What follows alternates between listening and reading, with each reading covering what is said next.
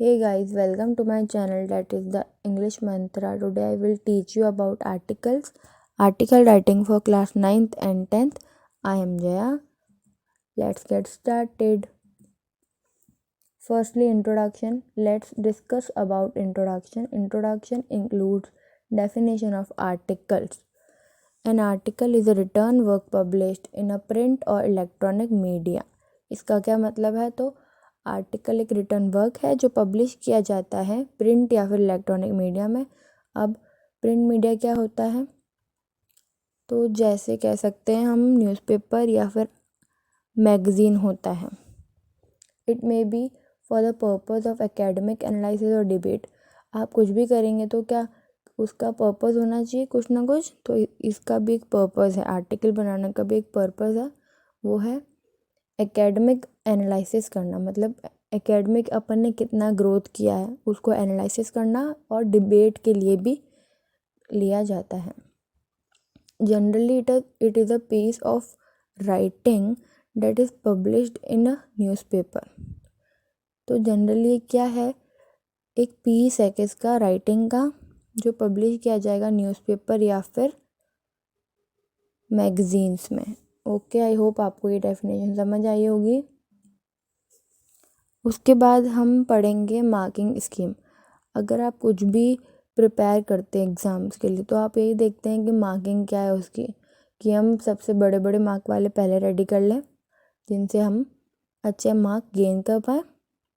तो मैंने भी यही स्कीम रखी है आपके लिए। तो सबसे पहले हेडिंग या टाइटल, वो होता है 1 मार्क का।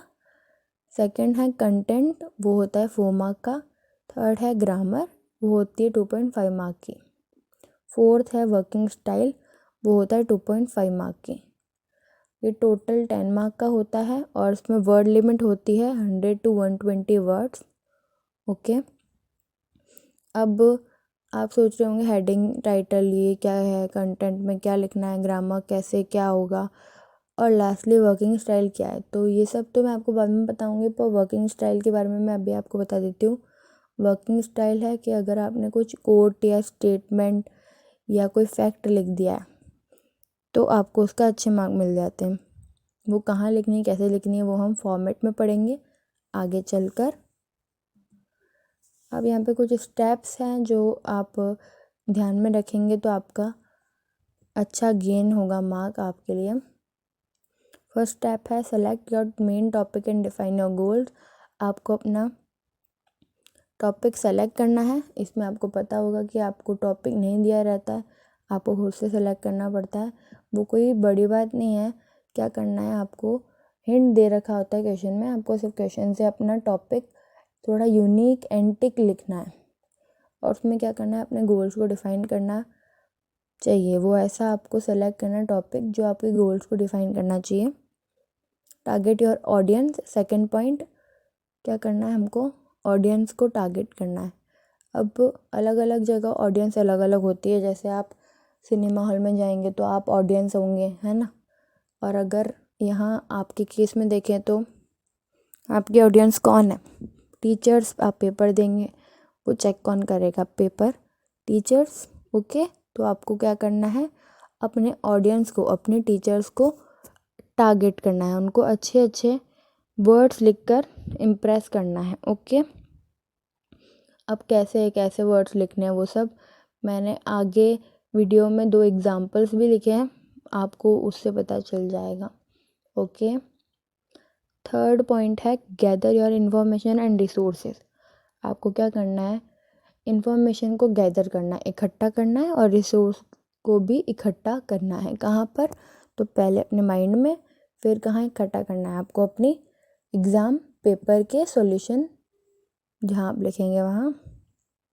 ओके, फोर्थ पॉइंट है create your topic outline and rough draft. ऊपर आपने क्या किया था, अपना टॉपिक बनाया था, यहाँ आपको क्या करना है, आउटलाइन क्रिएट करनी है, बनानी है टॉपिक की। ओके, और एक रफ ड्राफ्ट बनाना है, रफ डायग्राम बोल सकते हैं। इधर डायग्राम किसको बोल रहे हैं, तो एक बॉक्स बनाते हैं हम, वो आपको फॉर्मेट में दिखाती हूँ मैं। ओके, फिर edit your draft, next point है एडिट योर ड्राफ्ट। मतलब आपका जो ड्राफ्ट है, जो आपने ऊपर जो बॉक्स बनाया उसको अच्छे से एडिट कर लेंगे हम। अगर कुछ ऐड करना है तो उसमें ऐड कर लेंगे, कुछ माइनस करना है तो उसमें माइनस कर देंगे। ओके, लास्ट सेकंड पॉइंट है proof read your content.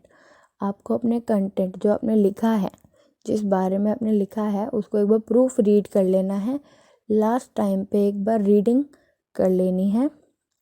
Okay, फिर है last point, add visuals and images. ये इम्पॉर्टेंट पॉइंट है गाइस, इसमें आपको थोड़ा सा टाइम लग सकता है पर आपको इमेज बनाकर आनी है। ओके, मैं आपको यही सजेस्ट करूँगी कि आप अपना आर्टिकल जो है वो एंड में, पेपर के एंड में अटेंड करें, क्योंकि उसके लिए आपको टाइम चाहिए रहेगा और फ्री माइंड होना चाहिए आपका। तो आप इसको अच्छे से अटेंड करने के लिए एंड में अटेंड करें।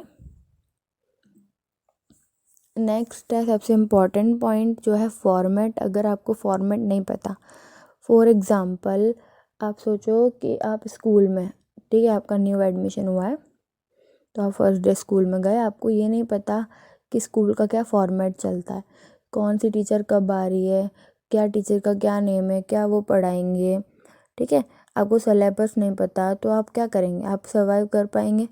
नहीं, आपको बहुत दिक्कत आएगी। तो इसी पे भी सेम कंसेप्ट चलेगा। अगर आपको नहीं पता कि फॉर्मेट क्या है तो आप फॉर्मेट के बिना आर्टिकल अटेंड नहीं कर पाएंगे। ओके, तो यहाँ दे रखा है हमको फॉर्मेट। ओके, सबसे पहले हेडिंग है जो आपको खुद से बनानी है। तो write the heading which should be eye catching. आपको ऐसी हेडिंग बनानी है जो आई कैचिंग होनी चाहिए, मतलब उसी पे ही आंखें टिकी रह जाए, मतलब। ओके, सेकंड है आपको beginning should be like slogan और any quote so as to draw readers attention. इसका क्या मतलब है? तो आपकी जो बिगनिंग है, किसकी बिगनिंग? आर्टिकल की बिगनिंग है, वो एक स्लोगन के थ्रू होनी चाहिए। स्लोगन क्या होता है, ठीक है, अभी मैं बताऊंगी आपको अगले टॉपिक में, डेट इज एग्जाम्पल्स, या कोई कोट लिख दें।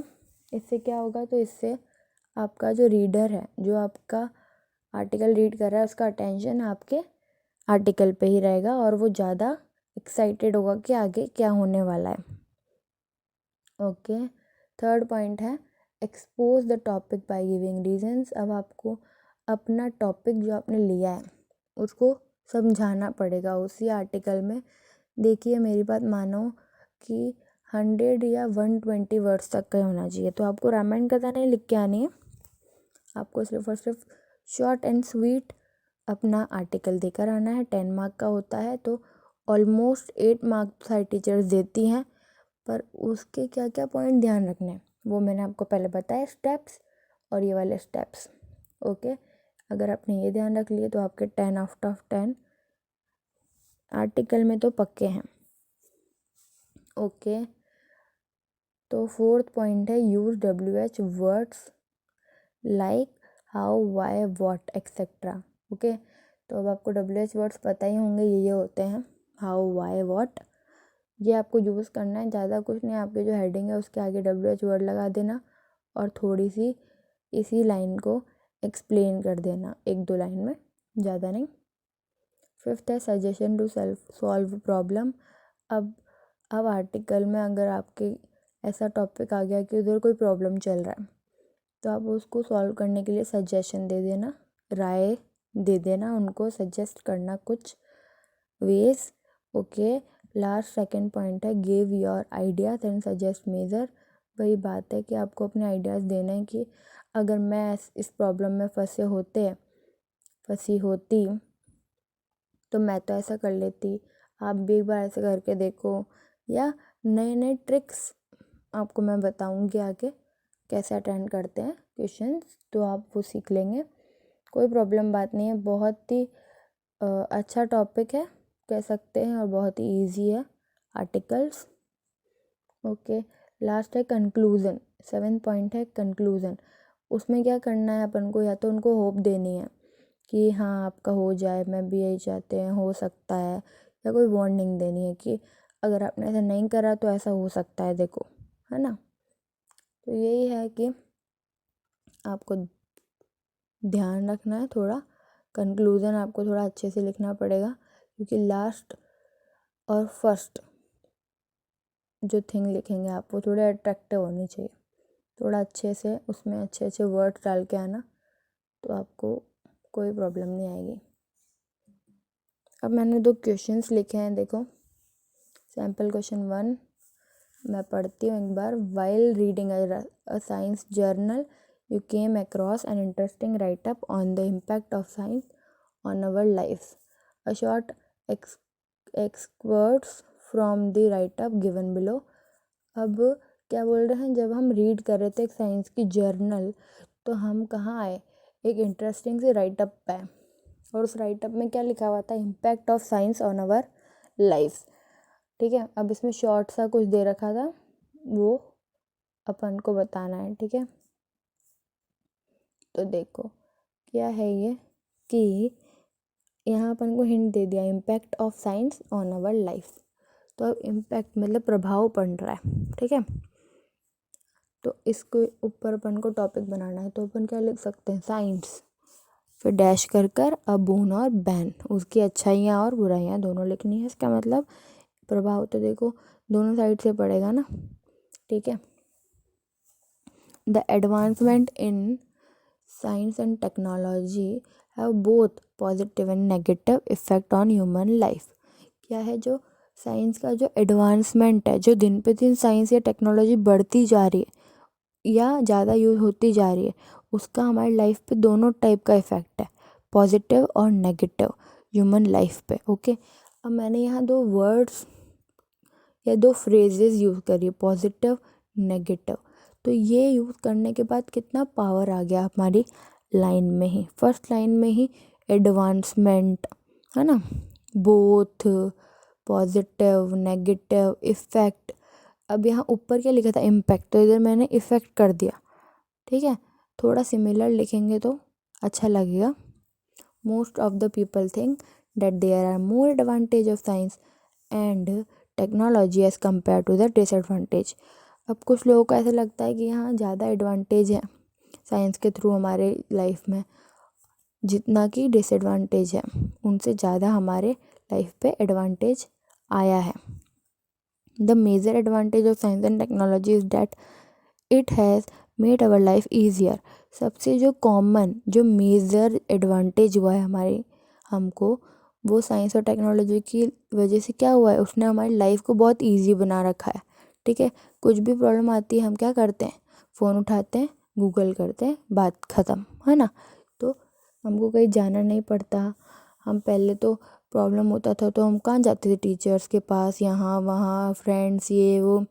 अब साइंस या टेक्नोलॉजी ने क्या, एक फ़ोन लगाते सब काम हो जाता है आजकल। आजकल तो सब ऑनलाइन हो गया है, आपको प्रोडक्ट लेना है कुछ भी तो ऑनलाइन परचेज़ कर लो। तो इसने क्या कर दिया, हमारा जो रहन सहन है वो ही बदल गया, हमारा जो टेक्नोलॉजी है वो इम्प्रूव हो गई, तो हमारी लाइफ ईजी बन गई है।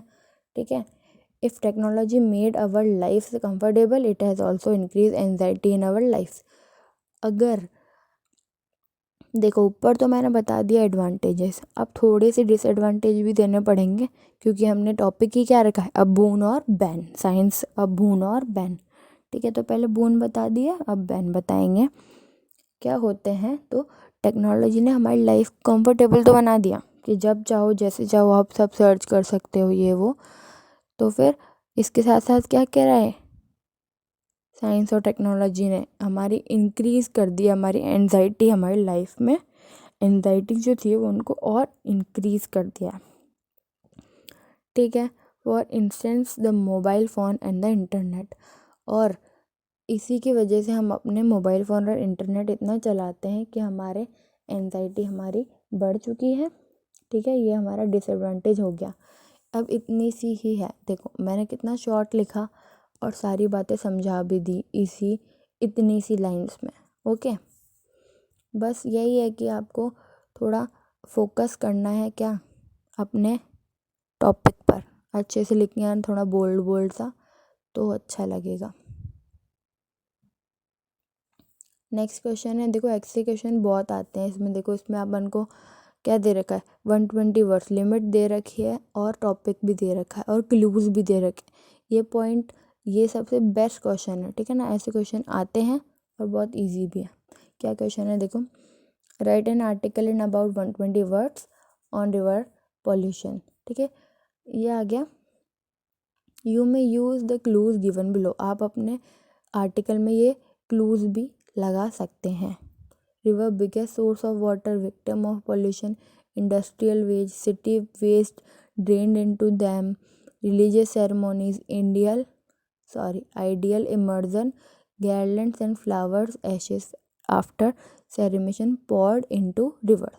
ये सारे पॉइंट्स हैं, ये आपको ध्यान रखने हैं और इनको देख देख के हम अपने आर्टिकल में यूज़ करेंगे, ठीक है। आपसे देखो स्टार्टिंग ही किससे करी हमने, बोल्ड अक्षरों में मैंने लिखा है रिवर पॉल्यूशन, ये है बाई लाइन, सेकेंड में लिखी है मैंने इसके जस्ट नीचे बाई लाइन। बाई लाइन में क्या लिखते हैं, तो बाई लाइन में अपना, अगर आपको नेम दे रखा होगा क्वेश्चन में, सीता, गीता, राम, जो भी दे रखा हो वो लिख देंगे, और नहीं दे रखा तो ABC XYZ, पर अपना नाम कभी नहीं लिख के आना है, ये ध्यान रखना, वरना आपके मार्क कट जाएंगे। तो ये है, rivers are the biggest source of fresh water, first line ही चुरा के लिखना है इसमें बस, है ना।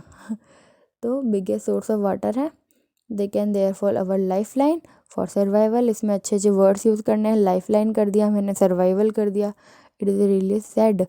अब सबसे पहले थोड़ी खुशी देनी है कि ये है देखो, उसके बाद अपन को थोड़ा दुख भी देना है, या कोई ऐसी बात भी करनी है जो अपने लिए हानिकारक है, डिसएडवांटेज है। Sad to see that most of our rivers increasingly being polluted, क्यों हो रहे हैं पॉल्यूटेड, क्योंकि हमारी जो इररिस्पॉन्सिबिलिटी, नेग्लिजेंस है, उनकी वजह से। अनट्रीटेड जो सीवेज है, वेस्ट है इंडस्ट्री का, वो कंटिन्यूसली क्या हो रहा है, डंप्ड हो रहा है हमारे रिवर्स में। रिलीजियस जो सेरेमनीज़ हैं वो भी रिस्पॉन्सिबल है हमारे रिवर पॉल्यूशन के लिए। जो इमर्जिंग आइडियल्स है या डिस्पोजल है ग्रासलैंड या फ्लावर्स के, वो कहाँ हो रहे हैं, वो वाटर में फेंक दिए जाते हैं, और क्या हो रहा है, उससे हमारा वाटर पोल्यूट हो रहा है। सिमिलरली जो एशेज है सेरेमनी के बाद, वो भी वो लोग रिवर्स में फेंक देते हैं, पोर कर देते हैं, मिला देते हैं, ठीक है। और ये क्या, रिवर पॉल्यूशन हमारे लिए बहुत बड़ा खतरा, बहुत बड़ी सीरियस प्रॉब्लम बन चुकी है हमारे लिए और हमारे इन्वायरमेंट दोनों के लिए। और अगर ऐसा ही चलता रहा, कंटिन्यूस ऐसा होता रहा, तो इकोलॉजिकल जो बैलेंस है वो डिस्टर्ब हो जाएगा, और फिर वो अपना बायोडाइवर्सिटी जो है वो भी लॉस में आ जाएगा। रिवर पॉल्यूशन जो है वो एक क्रिटिकल प्रॉब्लम है, और गवर्नमेंट को कुछ स्टेप्स, कुछ जानकारी जो देते हैं, मतलब जो इम्पोर्टेंट स्टेप है वो उठाने चाहिए, और उसको कम करना चाहिए, उस पर रोक लगानी चाहिए। देखो गाइस, यही बताया मैंने कि इसमें सब ऐसे ही करना है, जो जो दे रखा है उनके बारे में लिखना है, और अच्छे से लिखना है ना। इसमें 120 वर्ड्स दे रखे हैं तो वर्ड लिमिट का ध्यान रखना, बाकी सब बढ़िया, ठीक है। Okay guys, thank you for watching. If you like this video, please like, comment, share and subscribe for more such videos. Bye.